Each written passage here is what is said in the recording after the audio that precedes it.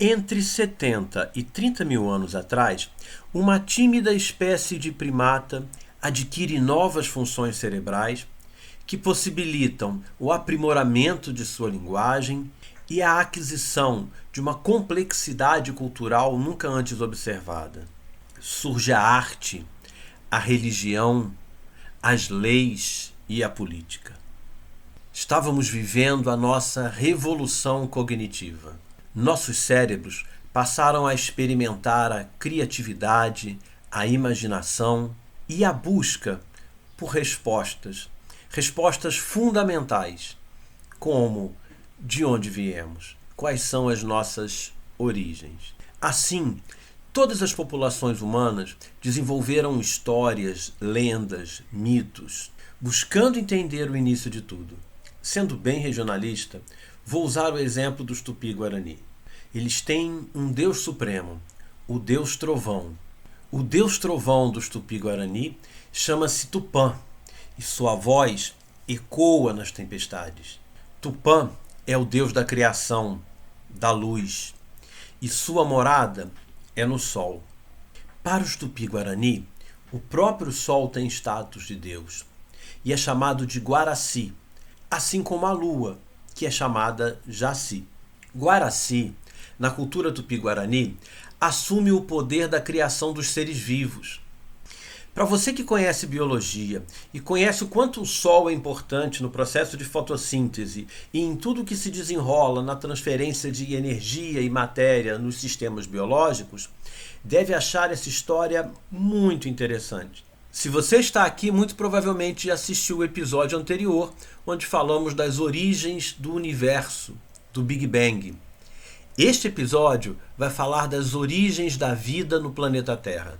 Iremos discutir como a ciência encara o surgimento da vida na Terra. Seja você muito bem-vindo ao #Bio.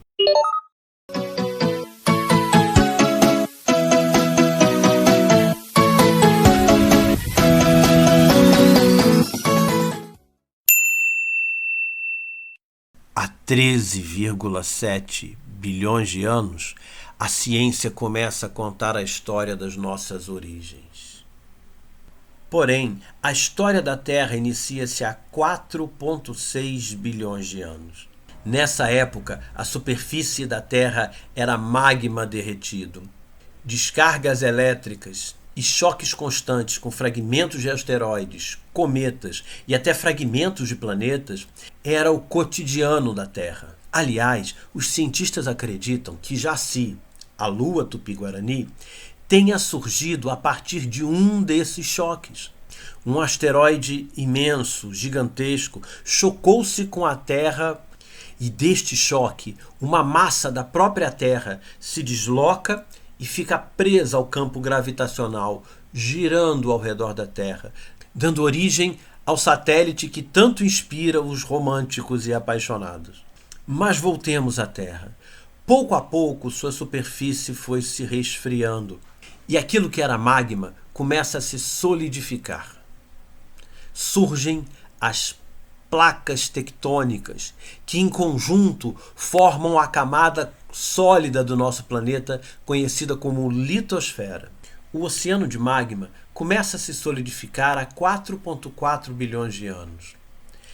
Durante um bom tempo, a Terra foi coberta por lagos de lava e vários vulcões.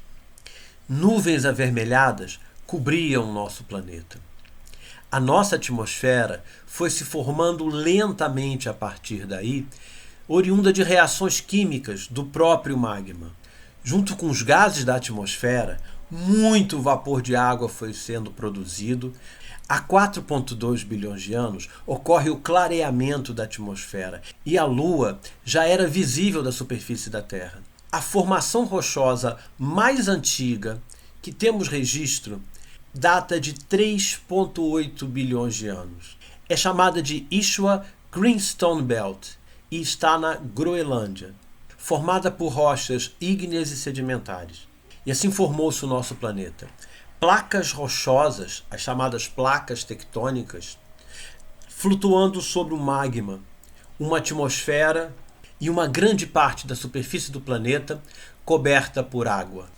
A ação da água sobre a rocha começa a solubilizar os minerais, que se acumulam em poças continentais e nos oceanos. Imaginem este cenário: vulcões por toda parte, uma atmosfera ainda sem oxigênio e, portanto, sem a sua camada de proteção dos raios ultravioletas, e um intenso bombardear por meteoritos.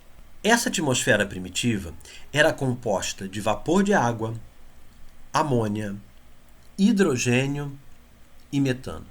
Em 1953, dois cientistas da Universidade de Michigan, Stanley Miller e Harold Urey, testaram as ideias de dois outros cientistas, o russo Alexander Ivanovich Oparin e o britânico John Burdon Sanderson Haldane. Oparin e Haldane haviam proposto o que ficou conhecido como a teoria da evolução química. Essa teoria postulava que os primeiros organismos teriam surgido a partir dos minerais acumulados nas poças continentais.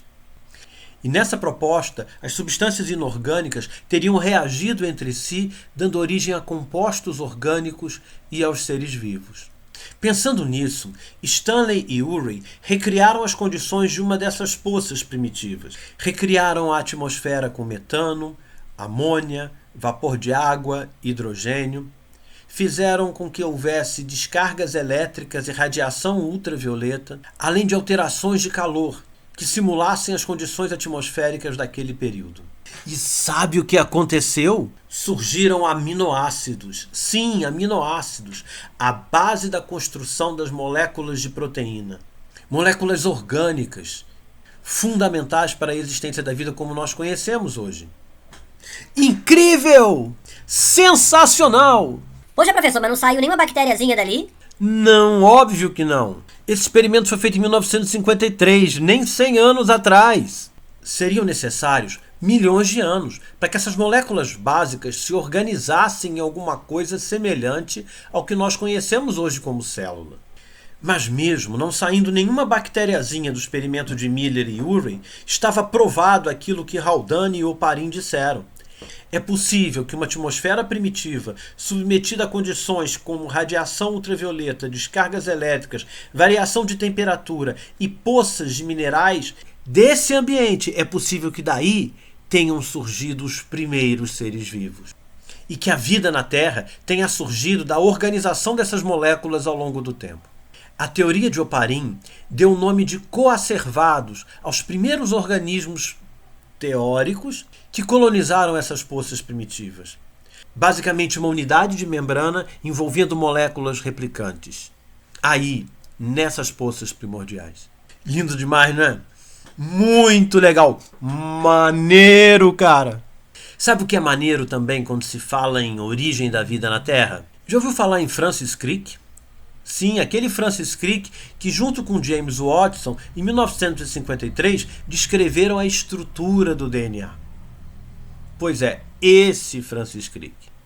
Em 1973, baseado em ideias que já vinham rodeando a ciência e que tiveram sua primeira proposta em 1743 por Bernard de Maillet, defende a ideia de que a vida na Terra tem origem cósmica. É isso que você ouviu. A vida na Terra talvez tenha surgido no espaço.